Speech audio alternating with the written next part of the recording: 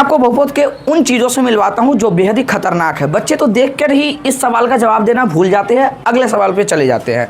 जैसे अगर कोई बहुपद ax square plus bx plus c के रूप का है और उसका एक शून्यक अल्फा और दूसरा शून्यक बीटा है, तो सवाल आता है अल्फा स्क्वायर और बीटा स्क्वायर का मान क्या होगा। ऐसे में बच्चे बहुत डर जाते हैं।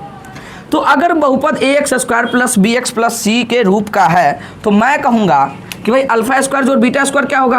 जरा a प्लस बी के होल स्क्वायर को अगर हम देखें तो ये a square plus 2ab plus B square होता है।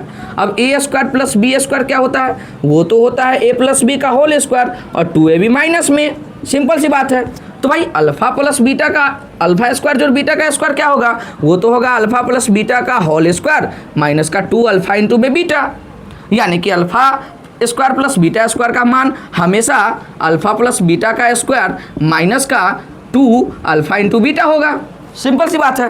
अब मैं इसको थोड़ा मिटा देता हूँ और थोड़ा समझते हैं और गहराई से। तो अल्फा प्लस बीटा का square, sir alpha plus beta, sir ये तो शून्यकों का योगफल है। अगर ये शून्यकों का योगफल है ये तो माइनस बी बाई ए के बराबर होगा। सर शून्यकों का गुणनफल, शून्यकों का गुणनफल है तो ये तो भाई सी बाई ए के बराबर होगा। बी का स्क्वायर बी स्क्वायर ए का स्क्वायर ए स्क्वायर माइनस का 2c बाई ए। अब ए स्क्वायर और ए स्क्वायर का लघुत्तम ए स्क्वायर। अब ए स्क्वायर बन जाए ए स्क्वायर तो बी स्क्वायर माइनस का 101 को गुना करेंगे तो ए के आएगा, तो 2c को ए से गुना करेंगे तो 2ac।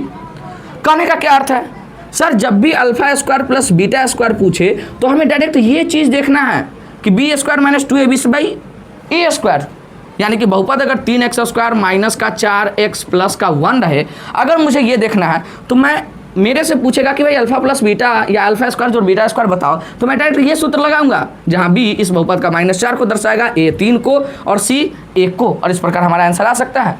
अगर वीडियो जानकारी लगी तो आप फॉलो करो, शेयर करो दोस्तों में। मिलते हैं अगली वीडियो में धमाकेदार तरीका से एक नया सवाल के साथ।